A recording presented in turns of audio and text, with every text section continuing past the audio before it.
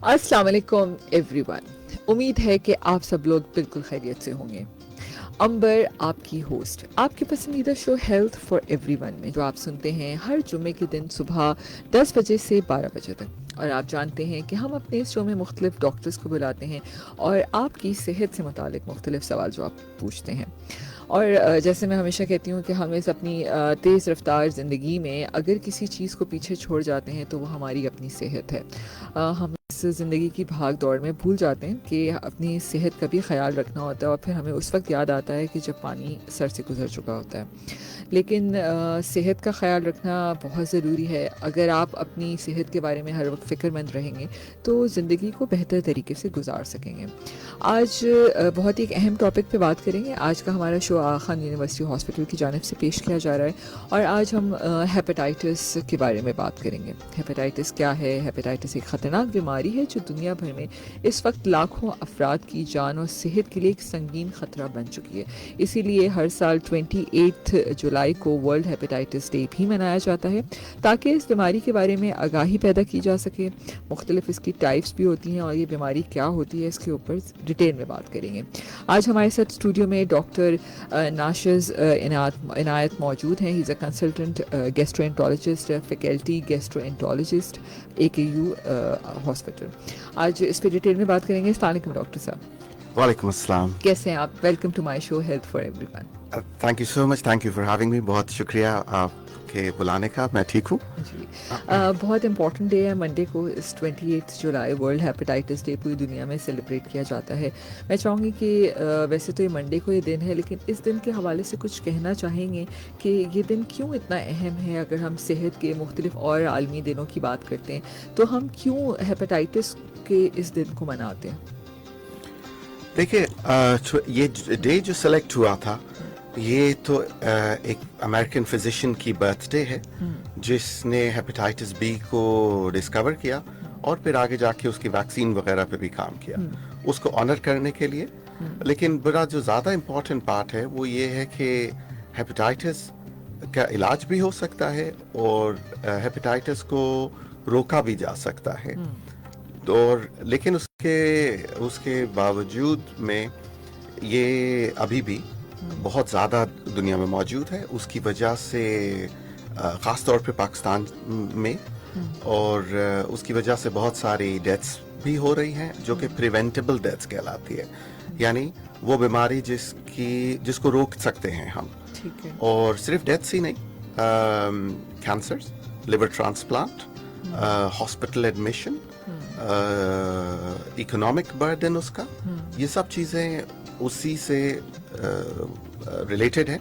और हम बहुत कुछ कर सकते हैं इन सब चीज़ों में बेहतरी लाने के लिए। बिल्कुल। तो इसलिए ये दिन इम्पोर्टेंट है। बिल्कुल। तो डॉक्टर साहब, अगर मैं बहुत आसान लफ्ज़ों में अपने सुनने वालों को समझा सकूं कि ये हेपेटाइटिस क्या होता है। हेपेटाइटिस लफ्ज़ का मतलब तो जिगर की सोजिश है, इन्फ्लेमेशन ऑफ द लिवर। ठीक है। और हेपेटाइटिस होने की बहुत सारी वजह होती है। प्राइमरीली हम जिस चीज़ की बात कर रहे हैं वो हम जरासीम के ज़रिए जो जिगर के ऊपर हमला होता है उसकी बात कर रहे हैं, यानी viral hepatitis, chronic viral hepatitis. इसके अलावा दवाओं के ज़रिए से, मेटाबॉलिक रीजंस यानी शुगर की ज़्यादती की वजह से, कोलेस्ट्रॉल ज़्यादा होने की वजह से, और बहुत सारी वजूहात होती है जिसकी वजह से जिगर की सोजिश हो सकती है। लेकिन ये दिन प्राइमरीली जो है ये वायरस की जो हेपेटाइटिस होती है उसके लिए हम उसको मनाते हैं। जी ठीक है। तो ये हेपेटाइटिस की मुख्तलिफ टाइप्स होती हैं, तो कौन कौन सी टाइप्स होती हैं? और पाकिस्तान में अगर मैं देखूँ तो किस हेपेटाइटिस की टाइप की परसेंटेज कितनी ज़्यादा है पाकिस्तान में अगर हम बात करें तो? जी, सो जो वायरस एक्ट करते हैं और जिगर के ऊपर हमला करते हैं उनको अल्फ़ाबेट्स के नाम दिए जाते हैं, hepatitis A, B, C, D, E। तो इसमें से A और E वो वायरसेस होते हैं जो छोटे अरसे का हेपेटाइटिस कराते हैं। मिसाल के तौर पे खाने पीने के ज़रिए आते हैं, ख़ास तौर पे गंदे पानी के ज़रिए, और कुछ हफ्ते से महीने तक का हेपेटाइटिस करते हैं। اور اس کے بعد آہستہ آہستہ خود بخود ختم ہو جاتے ہیں ٹھیک ہے. اور ان کی لمبے عرصے کی بیماری نہیں ہوتی. صحیح. دوسری طرف ہوتے ہیں ہیپیٹائٹس بی اور سی اور ڈی کو بھی شامل کر لے جو کہ بی کے ساتھ ہی ہوتا ہے. ٹھیک ہے. لیکن اگر ہم مین بات کریں تو بی اور سی کی بات کرتے ہیں. ٹھیک ہے. یہ بی اور سی جو ہے یہ جب انسان کے جسم میں آتا ہے تو بہت عرصے تک خاموشی سے بھی بیٹھا رہ سکتا ہے ٹھیک ہے. اور اس کا پتہ ایسا ہوتا ہے کہ پتہ نہ چلے اور پھر جب پتہ چلے تو پھر وہ اب بہت سیریس ہو چکا ہوتا ہے اس وقت تک. تو یہ لمبے عرصے کی بیماری کرتے ہیں. یہ جگر کا فیلئر یا سیروسس جس کو بولتے ہیں وہ بھی کراتے ہیں. جگر کا کینسر بھی کراتے ہیں اور ایک بڑی وجہ ہوتی ہے جگر کا ٹرانسپلانٹ کرانے کے لیے بھی اگر یہ خطرناک حد تک چلے جائیں تو یہی بی اور سی ہی کینسر میں مبتلا ہو جاتا ہے آگے جا کے. جی ہاں جگر کے کینسر کا ایک بہت بڑا رسک فیکٹر ہیپیٹائٹس بی اور ہیپیٹائٹس سی ہے. اچھا ڈاکٹر صاحب بالکل آپ نے جیسے بتایا کہ بی اور سی پاکستان میں اس کی شرح سب سے زیادہ دیکھی جاتی ہے. اچھا پوری دنیا میں بھی اگر ہم دیکھیں تو بی اور سی زیادہ دیکھا جاتا ہے؟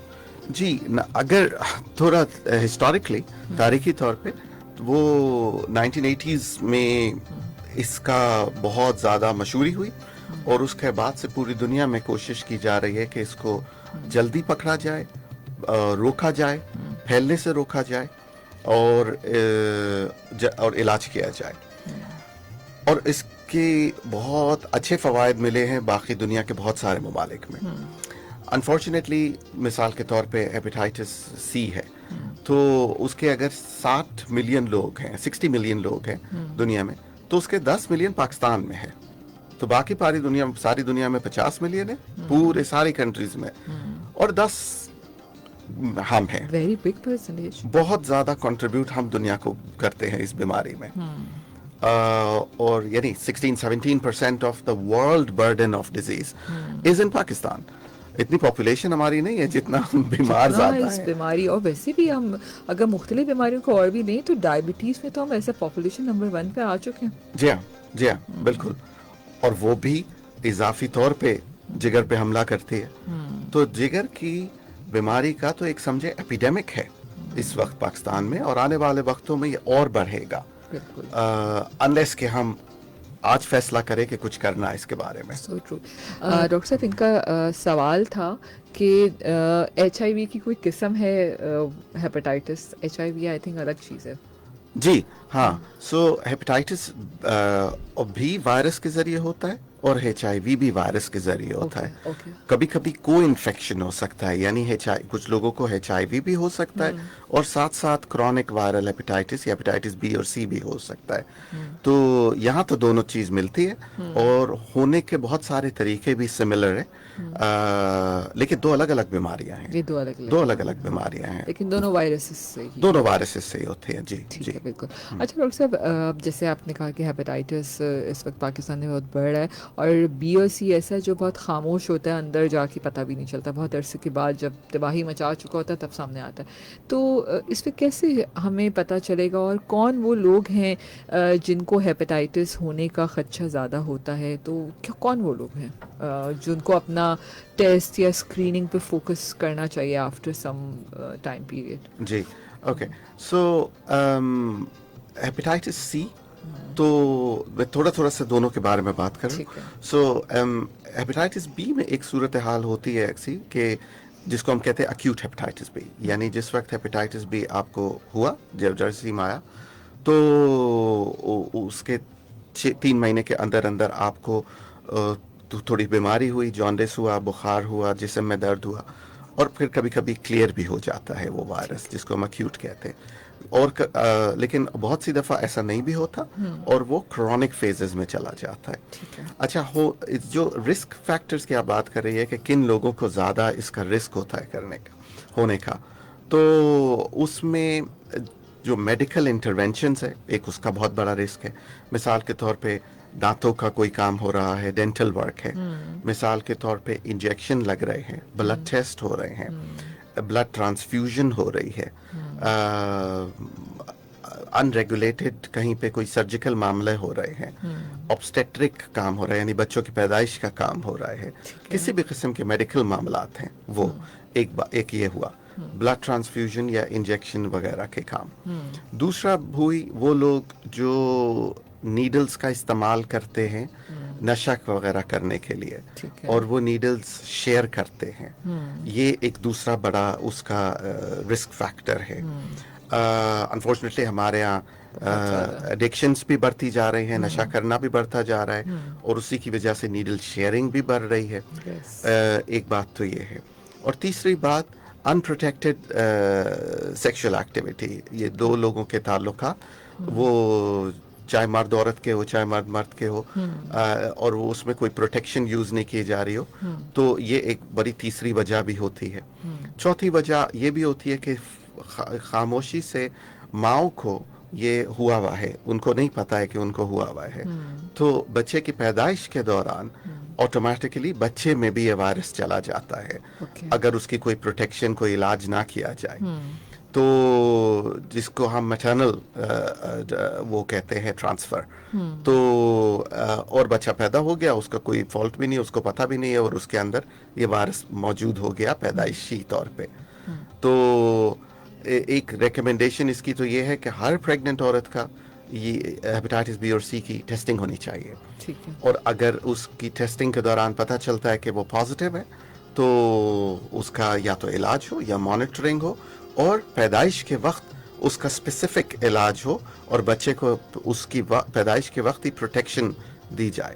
वैसे तो यूनाइटेड नेशंस जो है वो अब हर बच्चे को पैदाइश के वक्त हेपेटाइटिस बी की वैक्सीनेशन के लिए कहती है। अच्छा, वैक्सीनेशन अवेलेबल है बी के लिए, हेपेटाइटिस बी के लिए। ठीक है। सी के लिए कोई वैक्सीनेशन अवेलेबल नहीं है। मगर अल्लाह का शुक्र ये है कि सी का वायरस अगर जल्दी पकड़ा जाए तो इलाज हो सकता है। और सी के जो ट्रीटमेंट है, इलाज है, वो तकरीबन 100% के करीब क्लियरेंस हो सकती है वायरस की। पूरी 100% तो नहीं, लेकिन समझ ले 98-99% लोगों में ये वायरस खत्म किया जा सकता है ट्रीटमेंट के जरिए।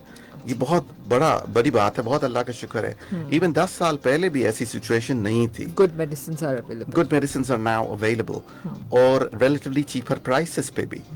और इम्पोर्टेंट बात यह है कि टेस्ट कराएं।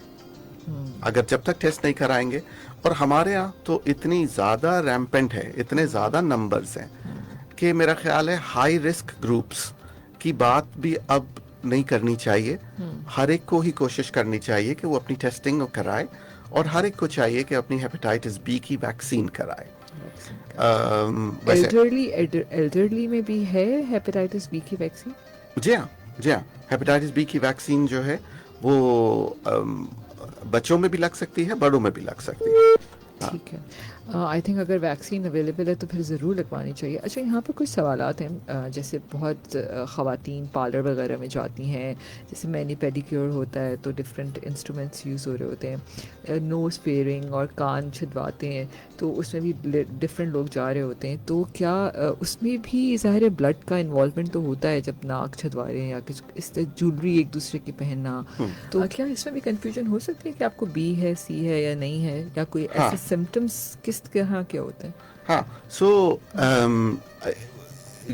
मैंने सवाल सुना और हो सकता है कि कोई ना कोई अलामात हो तभी इन्होंने टेस्ट कराया हो, और टेस्ट की क्वालिटी पे भी कभी फर्क पड़ सकता है। अच्छी लैब से करवाना तो, और जो इंटरप्रिटेशन है रिजल्ट्स की, ये समझना कि रिजल्ट्स का मतलब क्या है, इसके लिए किसी माहिर गैस्ट्रोएंटरोलॉजिस्ट या हेपेटोलॉजिस्ट से ही राब्ता करना चाहिए इनको। अब जाहिर है कि हम इंडिविजुअल केसेस पे तो अभी बात नहीं कर सकते, लेकिन अगर कोई कंफ्यूजन है कि ये बीमारी है भी या नहीं है, तो सबसे पहले इनको किसी अच्छे गैस्ट्रोएंटरोलॉजिस्ट से राब्ता करना चाहिए। आगा खान अस्पताल से हूँ मैं, वहाँ दिखा सकते हैं, वहाँ बहुत अच्छी टीम मौजूद है। اور یہ فیصلہ ہو سکتا ہے کہ کیا ان کو یہ بیماری ہے یا نہیں ہے, اور آگے کا راستہ کیا ہونا چاہیے ان کے لیے. میجر سمٹم کی بات ابھی ہم کرتے ہیں, جو انہوں نے کہا کہ کوئی ایسا سالڈ سمٹم ابھی تھوڑی دیر میں ہم کریں گے. اچھا ڈاکٹر صاحب, نوز پیئرنگ اور جو پارلر جی. میں مینیکیور پیڈیکیور اس قسم کی ڈفرینٹ چیزیں ہو رہی ہوتی ہیں, جس میں نیل کٹر, ان تمام چیزوں کا بھی استعمال ہو رہا ہوتا ہے, وہاں پر بھی کیا خدشہ ہوتا ہے یہ ہونے کا؟ ہاں, کسی بھی سوسائٹی کی رسک کی جو اسیسمنٹ ہوتی ہے وہ اس پہ بیس کرتی ہے کہ سوسائٹی میں یہ بیماری کتنی پھیلی ہوئی ہے. ٹھیک ہے, ہمارے ہاں اس کو پریولنس بولتے ہیں, تو ہمارے ہاں یہ بہت زیادہ پریولنٹ ہے, یعنی یہ اتنی بیماری پھیلی ہوئی ہے کہ اس طرف کی ساری ایکٹیویٹیز کو ہائی رسک سمجھنا چاہیے. اور ظاہر ہے کہ جو چیزیں, جو انسٹرومنٹ سنگل یوز ہے اس کو سنگل یوز ہی استعمال ہونا چاہیے. جیسے بلیڈز وغیرہ ہوتے ہیں, ایک آدمی کے بلیڈ جو ہے وہ دوسرے آدمی کے اوپر یوز نہیں ہو.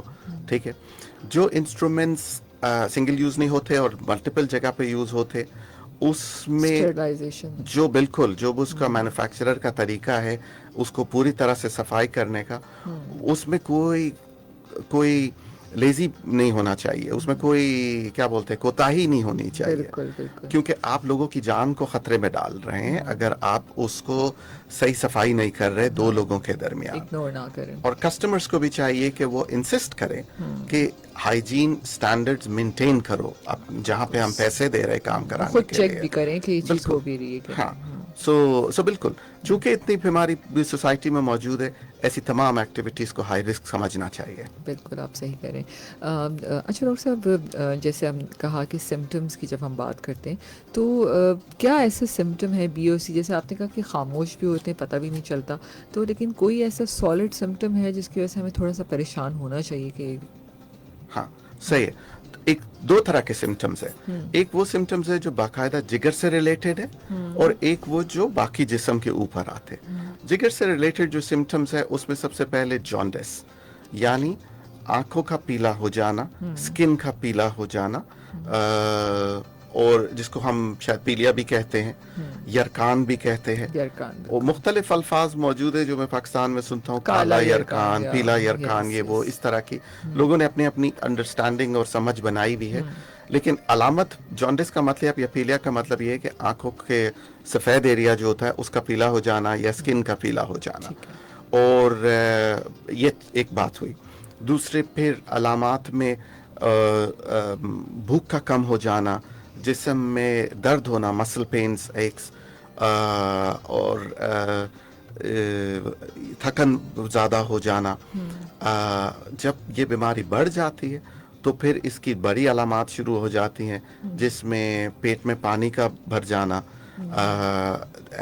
ٹخنوں میں پانی بھر کے ان کی سویلنگ ہو جانا, بہت زیادہ غنودگی ہو جانا, کنفیوژن ہو جانا, پہچان نہیں رہے اپنے لوگوں کو. یہ اس کی سیریس علامات ہے جب جگر فیل ہو رہا ہے. بلیڈنگ کا ہو جانا. لیکن خاموشی میں کبھی کبھی, خاموش کا مطلب یہی کہ بہت زیادہ علامات نہیں ہے, مطلب نیند بھی آ رہی ہو تو لوگ سمجھتے ہیں کہ یار زیادہ آ رہی تو موسم ایسا ہوگا. کچھ لوگ ہوتے ہیں جن کو کہتے ہیں ہمیں بہت نیند آ رہی ہے آج کل. ہاں, وہ جب نیند والی سچویشن ہوتی ہے, ہے. ہاں صرف ایسے ہی تھکاوٹ نہیں, لیکن یہ کہ وہ ضرورت سے زیادہ, یعنی جگانے پہ بھی نہیں جاگ رہے, اور دن رات کا بھی ٹائم چینج ہو گیا ہے, اس طرح کی وہ سچویشن ہے, وہ جگر کے فیلئر میں بہت بالکل ہو سکتی ہے. ویسے بہت زیادہ علامات نہیں ہوتی.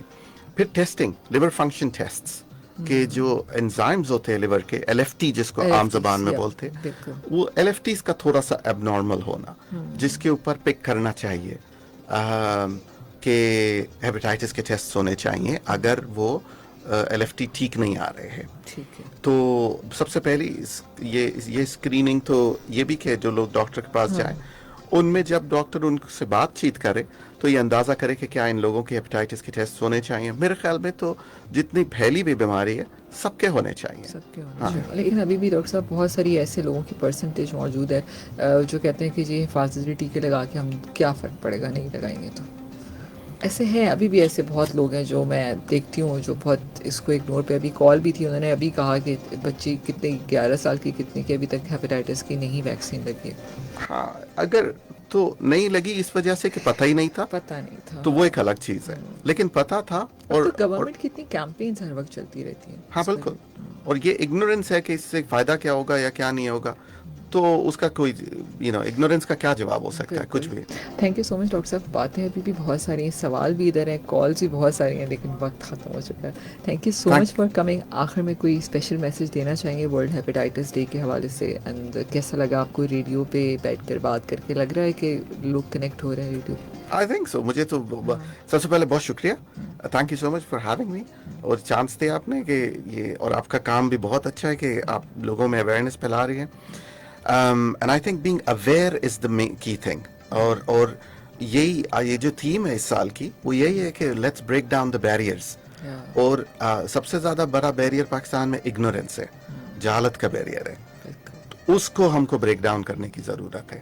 اور معلومات کا نہ ہونا اب کوئی ایکسکیوز نہیں ہے. صحیح بات ہے. ہر فون میں سب کے اے آئی ہے, تو اور غلط انفارمیشن کا پھیلنا ہمارے unfortunately YouTube is probably the biggest source of متس and misconceptions جو آپ بات کر رہے تھے. تو لوگ پتہ نہیں کیا کیا سن کر آ جاتے ہیں اور اس کے پھر ہم کو بتانا پڑتا ہے.